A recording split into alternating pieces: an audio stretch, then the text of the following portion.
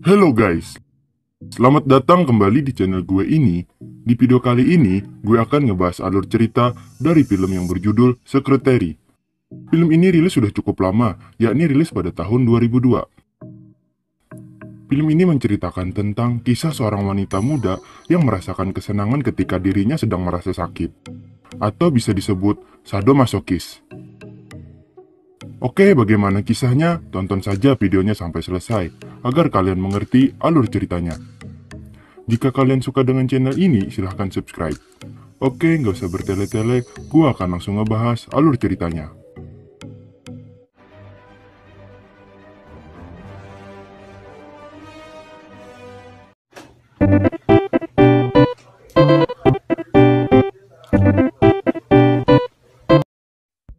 Film ini dimulai dari seorang wanita yang bernama Lee Holloway, yang mana ia baru saja keluar dari rumah sakit jiwa akibat trauma ketika masa kecilnya. Si Lee ini memiliki kecenderungan untuk menyakiti dirinya sendiri ketika sedang berada dalam tekanan. Si Lee ini selalu melukai pahanya dengan menggunakan benda-benda tajam atau apapun itu, agar ia dapat mendapatkan rasa sakit yang bisa membuatnya senang. Seperti ketika melihat kedua orang tuanya sedang bertengkar, ia langsung menyakiti dirinya dengan menempelkan teko panas ke pahanya untuk mendapatkan rasa sakit. Setelah kembali ke rumahnya, ia memutuskan untuk ikut kursus mengetik. Dan ketika ia ingin membuang sampah, ia menemukan sebuah potongan koran yang berisi iklan lowongan pekerjaan yang sedang mencari posisi sebagai sekretaris. Ia pun mencoba untuk melamar pekerjaan di sana. Dengan di bawah guyuran hujan yang sangat deras, ia membawa selembar kertas ijazahnya yang terlihat sudah basah untuk melamar pekerjaan. Lee pun bertemu dengan seorang pengacara yang bernama Edward Gray. Gray pun langsung menginterview Lee, dan Gray pun menjelaskan bahwa nilai Lee lebih tinggi dari siapapun yang pernah ia interview. Gray pun kembali menjelaskan bahwa pekerjaan ini sangat membosankan karena mereka hanya menggunakan mesin ketik. Lee pun tidak mempermasalahkannya, dan Lee pun setuju ketika ia harus bekerja dalam kondisi seperti itu. Lee pun mengabari ibunya bahwa ia telah diterima bekerja di tempat itu, dan mengetahui hal itu pun ibunya tampak senang sekali. Keesokan harinya, terlihat Lee sudah mulai bekerja dan Gray pun memerintahkan Lee untuk membuat surat. Jadi si Gray ini juga terbilang sedikit aneh. Ia sangat terobsesi dengan kesempurnaan dalam bekerja. Ia sangat tidak menyukai kesalahan dalam pengetikan. Ia juga sangat menyukai keindahan. Hal paling anehnya lagi ialah ia selalu menyuntikkan sesuatu kepada tanaman yang ada di dalam kantornya agar selalu berbunga. Lee ini merupakan orang yang sangat patuh terhadap perintah dari atasannya. Ia selalu mengerjakan apa yang diperintahkan Gray. Terlihat si Gray pun marah dikarenakan terdapat beberapa kesalahan dalam pengetikan yang dikerjakan oleh Lee. Lee pun hanya meminta maaf. Dan Gray pun memerintahkan untuk mengetik ulang. Dan pastikan tidak ada kesalahan lagi, kata Gray. Ketika Gray melihat cara berpenampilan si Lee yang compang-camping, dan Gray pun langsung memerintahkan Lee untuk berpenampilan lebih baik lagi. Si Gray yang sangat terobsesi dengan kesempurnaan ini pun mengajari Lee untuk menjadi seorang sekretaris wanita yang sempurna. Dan Gray pun juga mengatakan bahwa kau ini wanita dewasa, ibumu tidak perlu lagi menjemputmu pulang. Ya karena si Lee ini selalu diantar jemput oleh ibunya. Dan Lee pun mengiyakan semua apa yang dikatakan oleh bosnya. Ketika sudah waktunya pulang, ia langsung mengatakan kepada ibunya bahwa mulai hari ini ia akan pulang dengan berjalan kaki. Keesokan harinya, Lee kembali membuat Gray marah karena masih terdapat kesalahan dalam pengetikannya. Lee pun diperintahkan untuk datang ke ruangannya. Gray pun langsung meminta Lee untuk menunduk di depan meja. Dan seketika, si Gray langsung menghukum Lee akibat kesalahan yang ia buat dengan cara memukul pantatnya berkali-kali sampai memar. Bukannya menangis atau kesakitan atau semacamnya, nampaknya Lee malah begitu menikmati ketika si Gray memukul pantatnya. Terlihat ketika ia keluar dari ruangan bosnya, ia nampak tersenyum. Tidak seperti orang merasakan kesakitan pada umumnya. Hal ini pun membuat kebiasaannya melukai dirinya sendiri menjadi hilang. Tetapi Lee lebih menyukai ketika disakiti oleh si Gray. Dan Lee pun membuang semua peralatan untuk menyakiti dirinya sendiri ke sebuah sungai. Lee pun terus membuat kesalahan agar ia bisa mendapatkan hukuman dan rasa sakit dari si bosnya. Ketika di rumahnya, nampaknya si Lee sedang lagi kepengen. Lagi pengen, lagi pengen. Ia pun melakukan percolokan dengan menghayal melakukan penggenjotan dengan bosnya.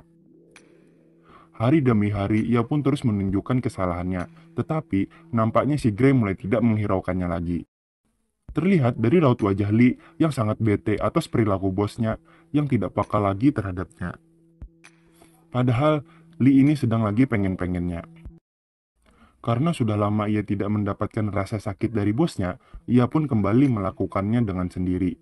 Ia memukul pantatnya sendiri berkali-kali agar bisa mendapatkan rasa sakit yang dapat membuatnya senang.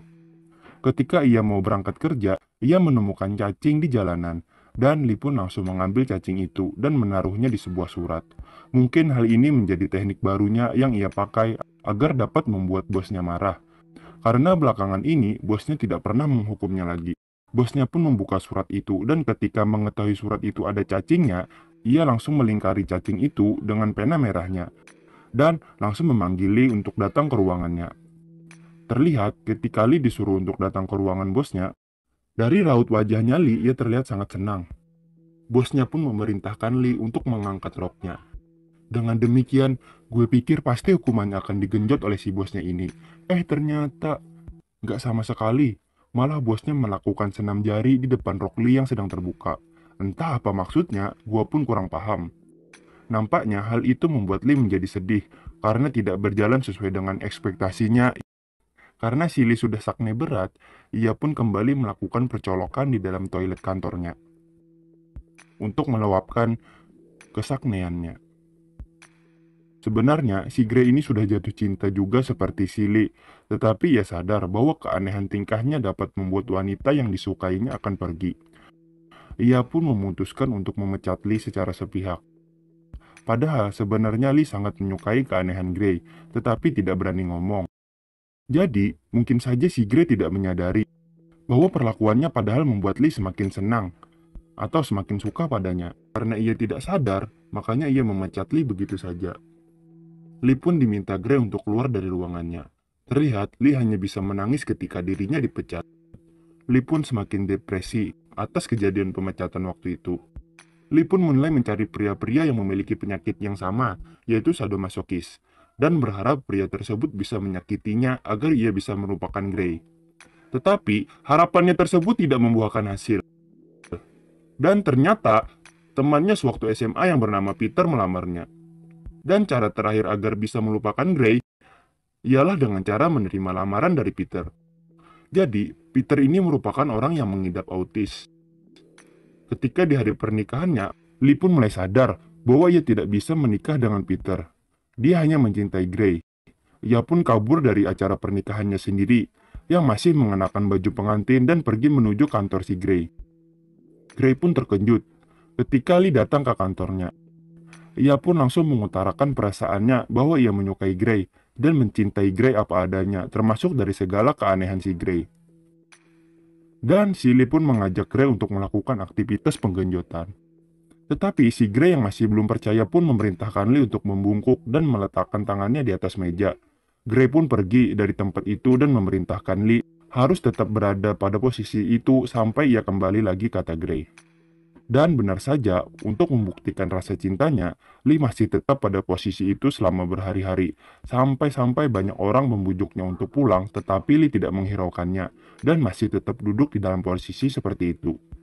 Sampai-sampai ada satu adegan yang memperlihatkan si Lee, ia kencing pun masih berada di tempat itu. Kejadian ini pun membuat sisi kota menjadi gempar, dan berbagai media pun berdatangan hanya untuk meliput kejadian ini. Sampai akhirnya si Gray mendengar berita yang berisi pernyataan Lee tentang perasaannya yang begitu mencintai Gray. Gray pun langsung menuju kantornya untuk mendatangi dan menjemput Lee. Mereka berdua pun akhirnya menikah, dan mereka pun berbulan madu di pegunungan. Terlihat di sana mereka melakukan aktivitas penggenjotan dengan posisi Lee yang tergantung dan tangan terikat di pohon. Terlihat mereka sudah tinggal satu rumah, dan ketika si Gray berangkat kerja, Lee kembali lagi ingin membuat kesalahan dengan menaruh kecoa di kasur mereka. Dan film pun tamat. Ending yang sangat. Ya, kalian bisa menilai sendirilah sangat apa. Oke, gua akan sedikit mengomentari film ini. Walaupun alur ceritanya cukup sederhana menurut saya, tetapi film ini memang cukup bagus dan memberikan penekanan pada kealamian perasaan cinta yang tumbuh dalam sebuah hubungan. Oke guys, karena memang film ini jalan ceritanya tidak terlalu rumit dan sudah cukup jelas alur ceritanya, jadi gue tidak memberikan penjelasan lebih lanjut mengenai film ini. Oke guys, sampai di sini dulu penjelasan alur cerita dari gue. Sampai bertemu di video selanjutnya. See you next video.